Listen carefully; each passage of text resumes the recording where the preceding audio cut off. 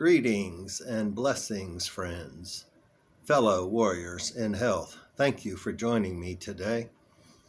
I think I have a topic that is extremely relevant today, and it doesn't apply just to low-carb, healthy fat programs. It can apply to anything in your life because we're going to talk about how making a decision beats willpower. You may ask why I'm going to talk about this, and it's because it seems to be a topic that is coming up regularly. If you follow me on Facebook or Instagram at CP59Fit, also that's my brand across all social media things, so be sure to find me there. If you need to send me a message, you can, I think, send it on those. If you follow me on Instagram or follow me on the CP59Fit Facebook page.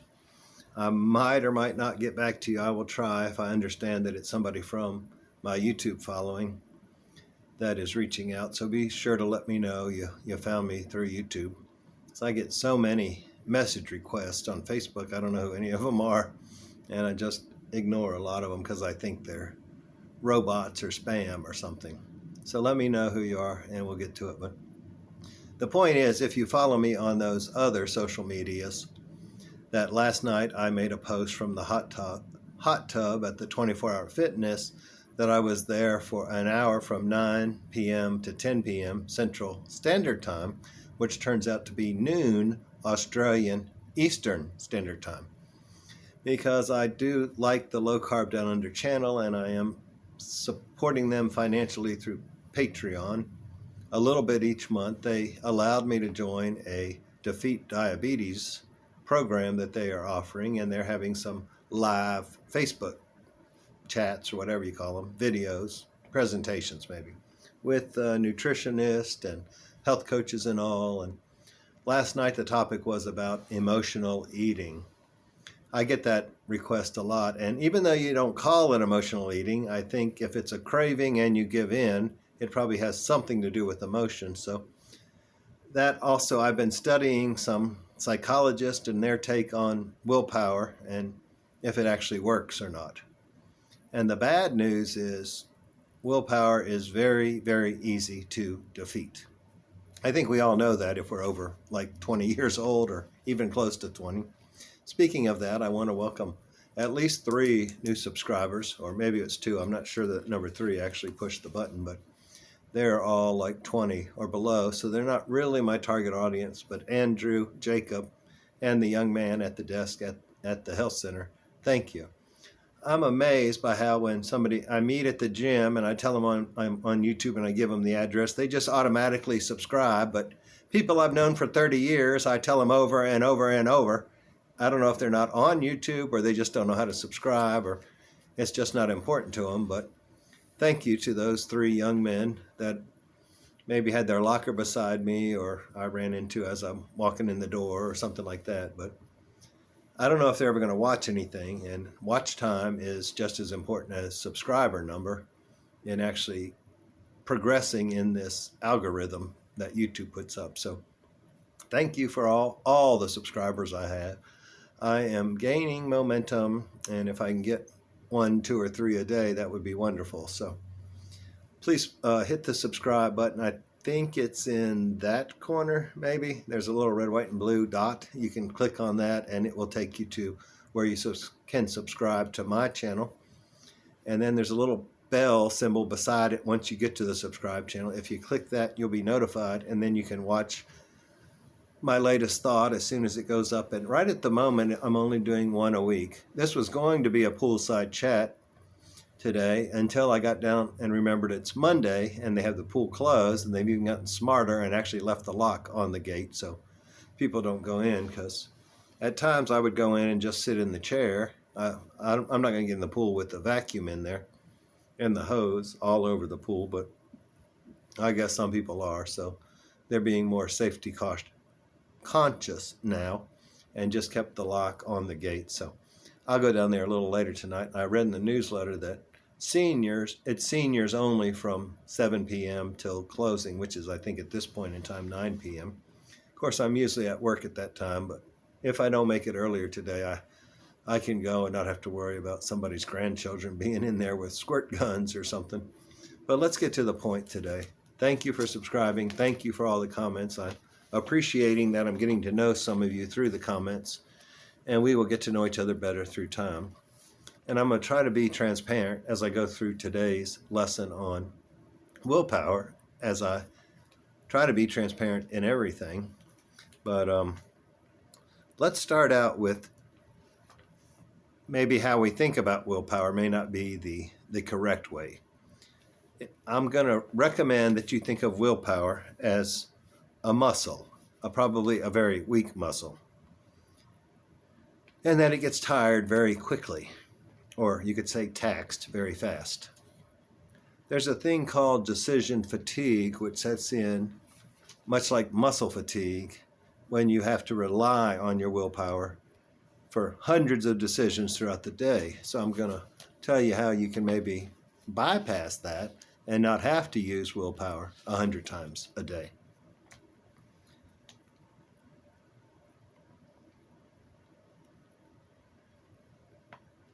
One of the things they discussed in the emotional eating group, sorry, I'm reading my notes because I'm not going to remember to hit all this if I just do it off my top of my head. But in the emotional eating discussion on Facebook last night, one of the things they brought up to help avoid this emotional eating, what I would call cheating or binging, was a pause. A pause. I can't even read this word. Sorry. Something like perspective, or anyway. But basically, if you take a pause perspective. And this probably applies even more so to people that have a husband in the house or a spouse that's bringing in Oreos and putting them in the cabinet. And I do have a suggestion for those that have that problem, but let's get to that in just a minute. But what their pause perspective was, that you pause when you have the thought or the temptation, and maybe even go outside. And one lady actually wrote in the comment, I'm going to make it pause, P-A-W-S. I'm going to go pet the dog and tell him about my struggle, which I don't think that's necessarily the best idea, because the more you talk about it, the more you're going to want it. So let's go to what Dr. Hardy says about habits.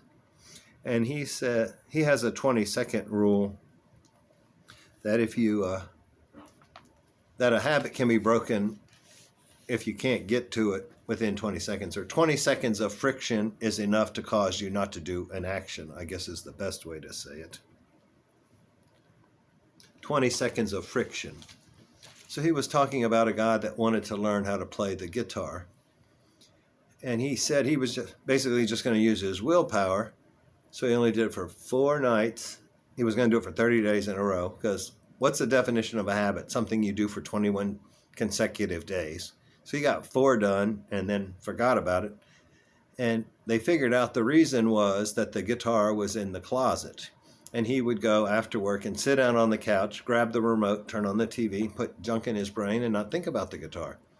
So the trick was, or 2 tricks actually altogether, and maybe y'all can incorporate some of this into your eating plan, was to take the batteries out of the remote, put it in a drawer across the room, which makes it difficult to turn on the TV within the first 20 seconds. And while he was doing that, he could think about the guitar in the closet. But they even went one step further and brought the guitar out beside the couch. So when he sits down on the couch at night, he picks up the guitar instead of the remote, which is now across the room in a end table drawer or something, without the batteries in it. So that 20-second cost him to play the guitar for 21 days and develop a new habit. And actually, there's something about here it is.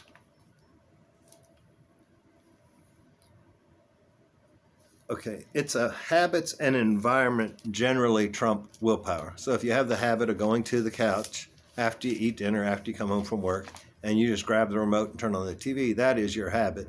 And that is much stronger than willpower, because that's what you've been doing every day for however long you've been doing it.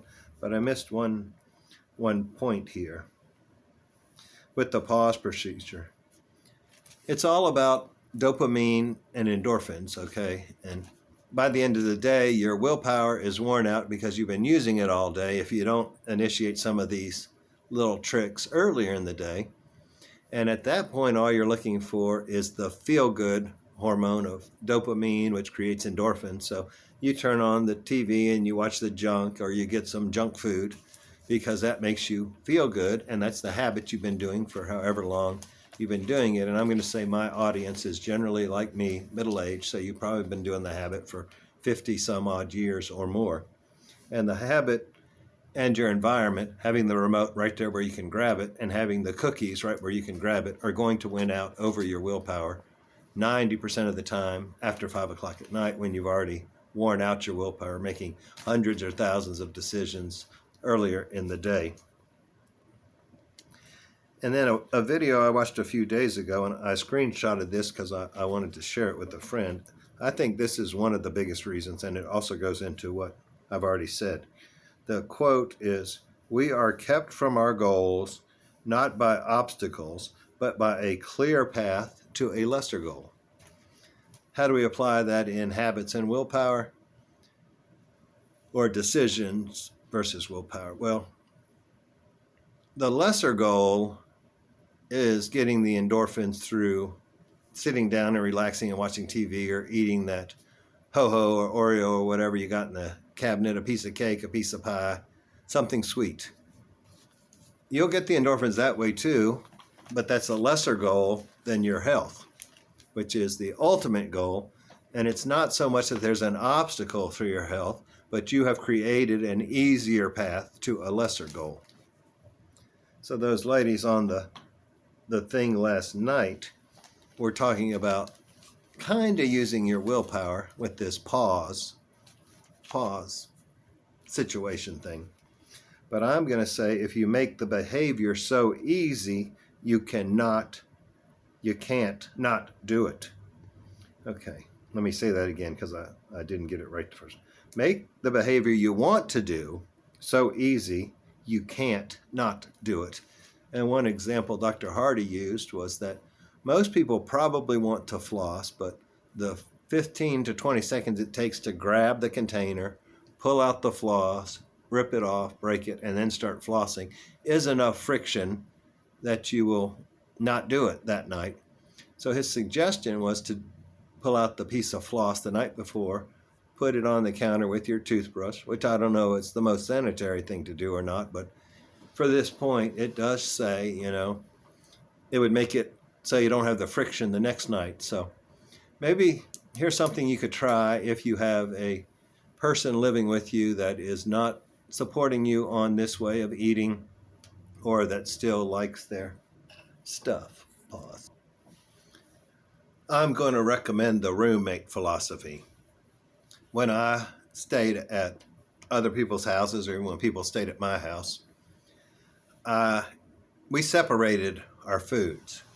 They may have had their own cabinet, or often I just asked them to keep it in their closet, their shelf-stable stuff in the closet in their bedroom, which I didn't go in their rooms very often, and I kept mine in the kitchen. But if you're married, you probably share a bedroom, so that might not be a good idea. But what about a separate cabinet in the kitchen, or a separate drawer or something where you put your stuff? So if your husband has brought in sweets and is okay with eating them, and we don't necessarily have to change all the behavior around us, we have to change ourselves. So why don't you put your healthy snacks where you will see them, and it won't bother him or her, your roommate, whatever it is, your dog, but and where you won't be bothered by your significant other, spouse, roommate, friend that comes over. Maybe you keep snacks for the grandchildren, but you don't want to eat them.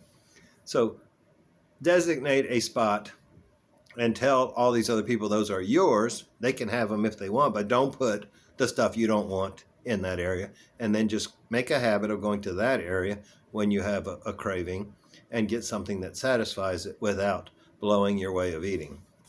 That's my biggest suggestion for the day.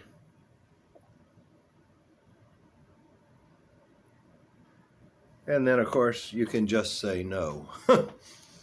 And I think it gets easier to say no And I have something written down here. I can't read the writing. But the whole purpose of this strengthening your willpower muscle, but also making a decision that you're not going to go down that wrong path.